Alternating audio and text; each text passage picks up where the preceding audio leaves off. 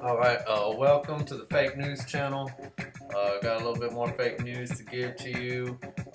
You know, I don't have the answers to everything. I mean, I just notice things and I say to myself, wow, how that doesn't make sense, or whatever your reaction of something. I just don't take things in. Oh, that's good. I'm not that kind of guy. I never have been. I just always question everything. I'm just, skeptical. So this guy right here, Micheal Hastings, there's a conspiracy theory out there about him that he was going to uncover the whole Benghazi thing, from Benghazi to Syria. I mean, there was really nothing to uncover. We know it now. They were running guns, through Benghazi. Okay, it's not a conspiracy. That's what they were doing. That's the only reason why we had a top secret black site, which we called an embassy. We only called it an embassy later because the guy was an ambassador that was there. But the ambassador was there running guns with the CIA into Syria to, supply what we now know as ISIS. We know all this. Okay, this is not a conspiracy anymore. We all know it. If you want to call it a conspiracy theory, you're stupid. You probably voted for Clinton, and you're just trying to cover up your stupidity. Anyways, this guy was part of it. They said he got killed. He wasn't part of it, but he was gonna break it all open. They said they killed him for it. Who knows? We know the truth now, but what I want to touch on is look how this guy reports and what he says, and look how it's changed, and why does it not make sense? Check this out. We have the Pentagon spokesperson, which General was, at the time of the invasion of Iraq, telling me we totally co-opted the media on that one. Some of us didn't think it was a good idea. And then he went through a list of all these journalists who he felt were co-opted. These are big time, well-paid, well-represented, they have tons of audience, and he was telling me that they were co-opted by the media. And when the Pentagon spokesperson is saying that, and we saw the former White House spokesperson Scott McClellan say that, and a lot of other journalists are saying, a lot of other journalists that are outside that mainstream element are saying that, I think one has to really look at what we've been doing the past 10 years. I think the invasion of Iraq is the great journalistic sort of scandal of our lifetimes. Hopefully it will be of our lifetimes. I don't think the country could take much more than that. And the question is, have we learned from that?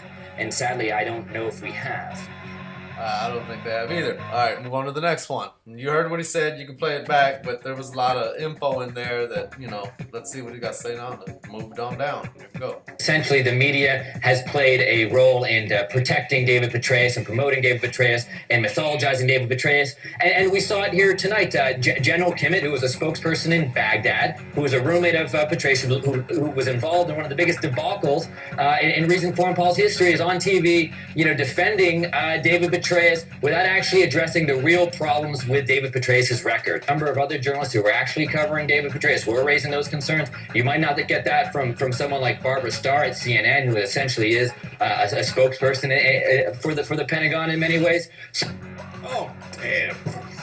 Alright, so there's that. Move on to the next one.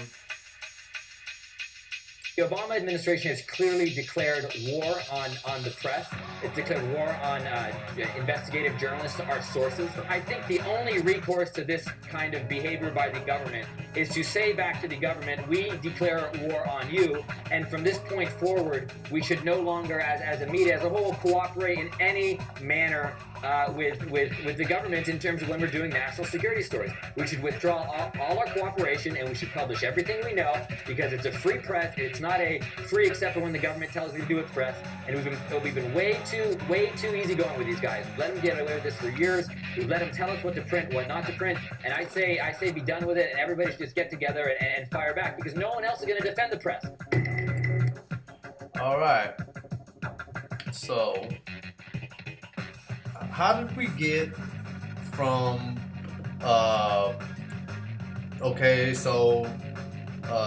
the media and the government are in cahoots with each other, and all the first two videos they're covering for Petraeus, and this guy that's tied to this conspiracy where people are saying he was assassinated because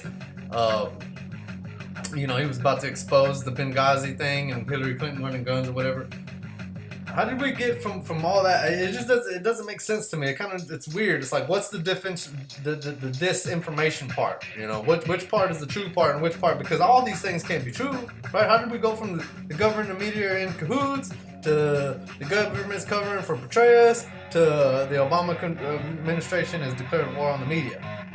And somehow this guy, the independent journalist that he is like outside of all of it. So, I mean, how did we go from all that, what's true and what's false, and how did we go from all that to obviously this, which we know is true today? Check this out.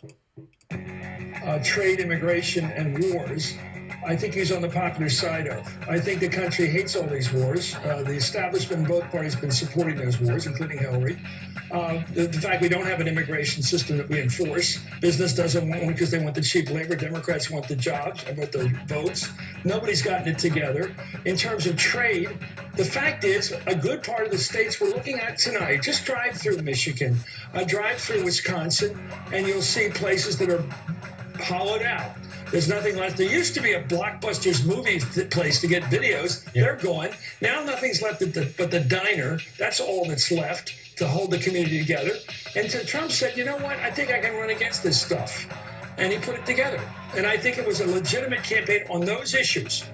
I mean, I never heard Hillary railing against these stupid wars. I never heard Hillary railing genuinely against these trade deals. She came out against TPP at the very end, and nobody really believed it. And I never heard her really come out for a comprehensive immigration program, which included enforcement on illegal hiring, and actually put it together. Sure, she went out and got Latino votes, but did she ever come out for a sound, workable, progressive, enforceable immigration policy? No. So people saw she did. She actually did have a comprehensive immigration policy. All right, so there it is. Rachel Maddow to the rescue. She's never going to, be objective, or she's got a side that she's chose. She's sticking to it. She don't care who knows it. She's always going to play that role. So that was Chris Matthews having a breakdown because Trump's winning the election on that night. And now the truth starts coming out. You see how the truth will come out, when it needs to. So the truth's coming out, and then we can see that the media is in bed with the government, and that obviously what this guy is saying, we don't know what he's saying is true or if it's not true, but we know for a fact, we know now today it's true, whether what he was saying earlier, whether they were in bed with the media or they weren't in bed with the media, or Obama declared war on them. We don't know what any of that was true, but we know what is true is that, yes, they were all in cahoots together to put this lady in the White House. Okay, so we know that. So, I guess I'm wondering, what did they think they were talking about before? Where did they think they were going? Was there some kind of infighting between the media and the government? From the Obama camps and the Hillary camps and all the different people. What was going on? We'll never know. Maybe we will. Maybe we won't. But that's all for today's fake news. Thank you for watching. If y'all have any more desires for some fake news, you come on back and I'll feed it to you.